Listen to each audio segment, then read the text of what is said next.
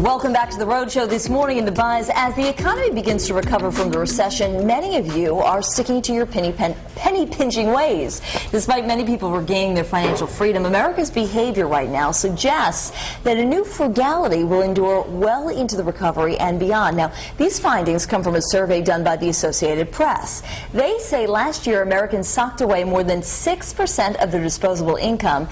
Now, that doesn't seem like a lot, but that was compared to less than 1% pre-recession.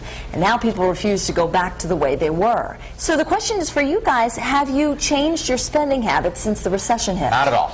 Not at all? Not okay. at all, but here's the thing. I think my demographic, my age group, in your 20s or in college, you're only in your 20s once. I don't think young, that's fabulous, and broke. That's what Susie Orman calls it. If you're single and not married, and I'm not married, I'm not socking away money for, which I probably should be for, when I decide to have children and get married. But you're only in your 20s once, and I think no matter what the economy is, you're not going to let that. I think it's really interesting that you're saying that, because that kind of comes from a generation of, I'll always be able to get a job, I'll always be able to find some work, where for a while there, people were really concerned that maybe that wasn't the case. Yeah, that's a good point, because that may be different from a different generation. From like our interns' ages right now that are graduating college and they realize there's no jobs out there. Right. It wasn't like that when I was, 6 or 7 years ago when I was 22. I have to say, though, around the time that we saw some changes here at the station, and every station throughout the country, and every business, and of course in Rhode Island, I made a conscious effort to,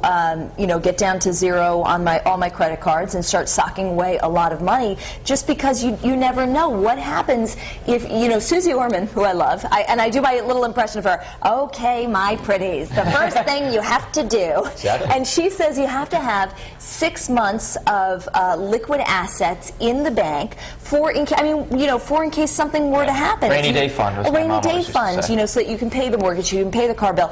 In this day and age, in this economy, that's more difficult to do, but she says that at least you should try for 3 months, 1 month, at least so that you're not going paycheck to paycheck, because you never know what can happen, especially if you have kids on that. Now go all the way to this side of the stage for the guy, the married with the 2 children and the white picket fence and the station wagon, the SUV, the American dream, right? Well, yeah. And 2.3 dogs. Yeah, right. We have changed our spending habits, and it's because of things like gas prices up to almost I saw a $3.02 a gallon today.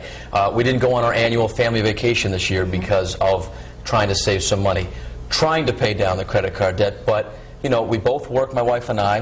The kids are involved in activities. We've got the mortgage. There's so many things going on in our lives, the kids' activities, the hockey, the dance, the gymnastics. I've been driving in my mother-in-law's used car for over a year now just so I wouldn't have a car payment for the last year. And it feels like it comes in one way, it goes out the other way. Right? And we're not gaining on our credit card debt, making small dents here and there, but we're in the same situation, or I am anyway, than a lot of people are in. But, there's signs that it's turning around, and we've kind of loosened the purse strings a little bit. I'm still trying to save as well. Yeah. But, when an opportunity arises to have fun and enjoy, say, play golf, that's going to cost some money, or go out on a Friday night. I still do that. Right. Trust me. Or go out on a Friday. You can't just lock yourself in. But I'm still trying to put away because I realize, I do realize that we're in a recession, and when I want to settle down and have a family, I do want to have money put away. But it's not going to be a split decision. Oh, I'm not going out on a Saturday night because you got to 10 years down the road, you got to keep living our life. Exactly. It's all about just budgeting. I have to say there is one person who is good at coupon clipping and budgeting, and that is Courtney Caligieri, because every week when I start flipping through the papers, Courtney goes, "Did you see the coupon?" Give me that. I want to cut that out. No, she recommends them.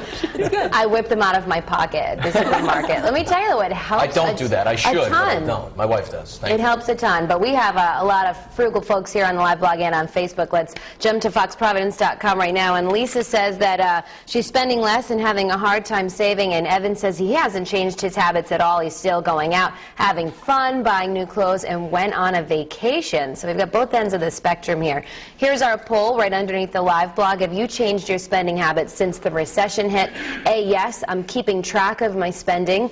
B, yes, I'm spending less and saving more. Or C, no, my spending habits are the same. And we have a bunch of comments here on our Facebook page if you guys want to weigh in at home. And a bunch of people are just saying they've definitely slowed down their spending and trying to shop at local retailers to keep the money here in Rhode Island, and I like that. That one's from LJ Tomaselli. But if you guys have more comments, bring it on. Bring them on the live blog. I'll share some more hopefully at the end of the show. For now, head back into the kitchen. Lily, what's going on?